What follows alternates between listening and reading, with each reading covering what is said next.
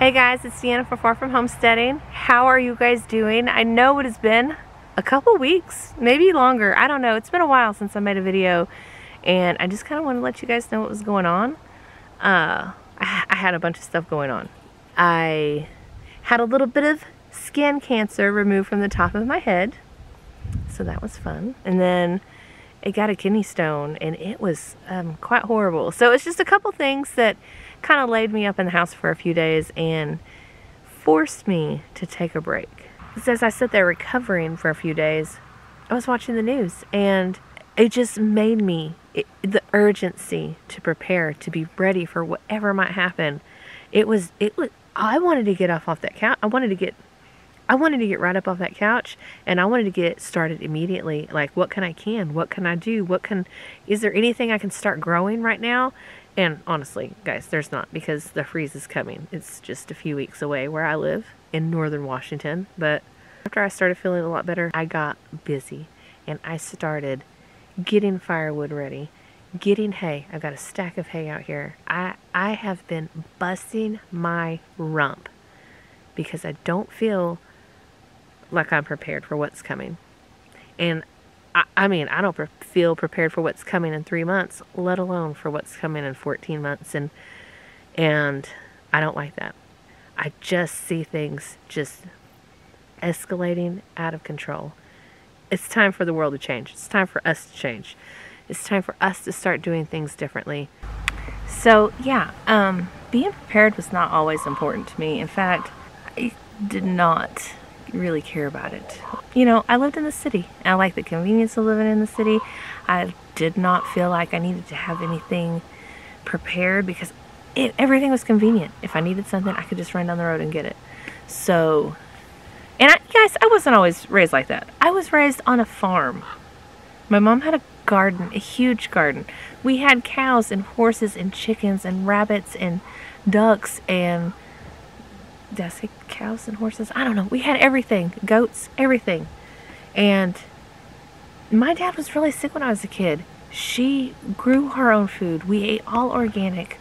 We did raw milk, and we did not eat fast food. We did not eat out. I mean, I was raised in this lifestyle. And I vowed as a kid that as soon as I was able to get out of there and get off that farm and move to the city, that I would have everything I ever needed, and that I would never have to milk a goat again, or ever have to clean poop off of a chicken egg or can a tomato. I was really excited to never have to do those things again. And I lived in the city for years, for decades. I lived in the city. I enjoyed convenience. We traveled, we did the things, and it wasn't until I really woke up to what is going on in the world, and I was ostriching. You know, you remember those cartoons where the ostrich would just like stick its head in the sand when something bad would happen, and they wouldn't see anything, right? And that's kind of what I did for many, many years, decades. I was pretty liberal, really. I just, in my ideas, you know, and when anything from the news would seep into my world, I would be like,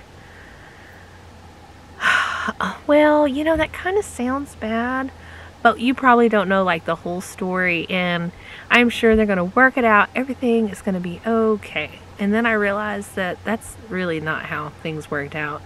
And especially the last few years, when going to the grocery store just feels like you got assaulted, I realize the benefit of this.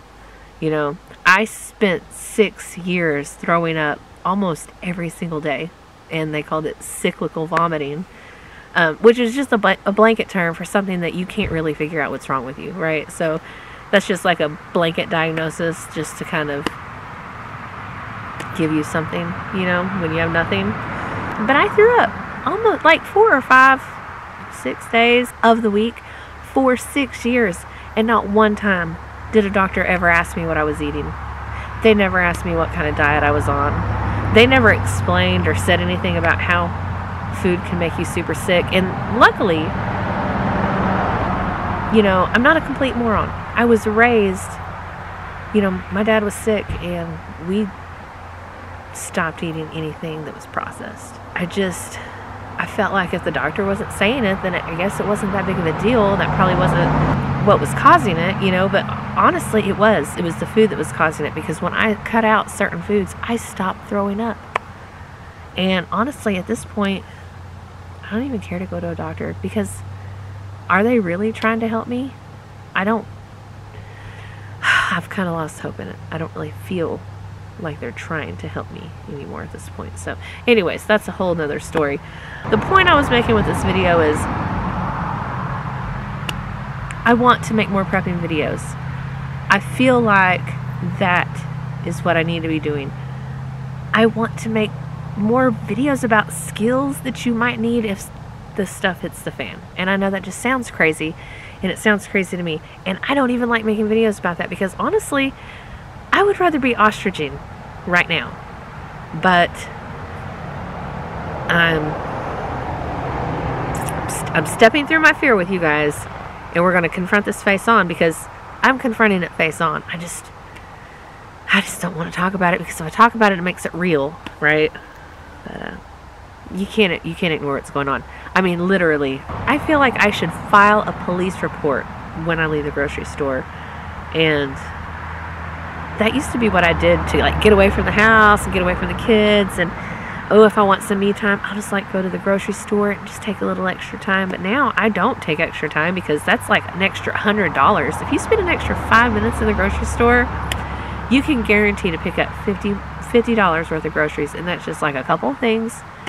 It's just crazy to me. So I want to make more prepping videos, and I also want to start getting into first aid, because, well, we just talked about how I feel about the doctor, and I have a little bit of knowledge, and I just don't think it should go to waste. I've been called,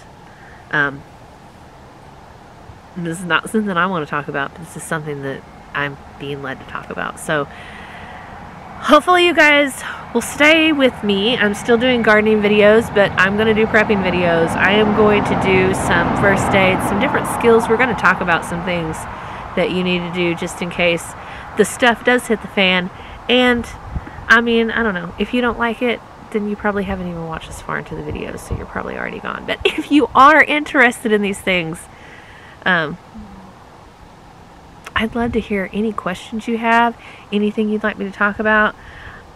I am not by any means a professional, but what I am is a continuous learner. I am continuously learning about new things, because I just feel like it's super important, and I'm sure a lot of you feel the same way. So if you made it through this much of this video of me rambling, thank you so much. I do appreciate you guys. I love it when you guys comment on my videos and I get to talk to you guys, and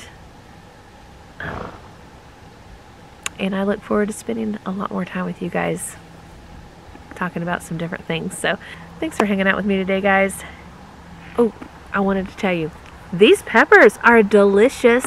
These are, I don't know, Javarskis, I'm not sure. I've heard several different pronunciations, but they're a thick-walled sweet pepper. They are great for grilling. I love these peppers. These are like my new favorites. That and these jalapenos. Man, my daughter loves these. These are this year's big winners in the garden. Although I do have other peppers that are quite delicious. Anyways, thanks for hanging out with me today. I have got to get to work on this garden. Look at all these tomatoes.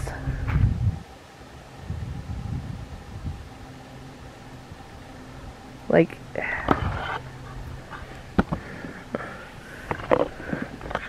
it's absolutely crazy the amount of food that I need to harvest, and it's just been, you know, a few days since I've been out here. Anyways, guys, thanks for hanging out with me today. I cannot wait to hang out with you again. See you soon.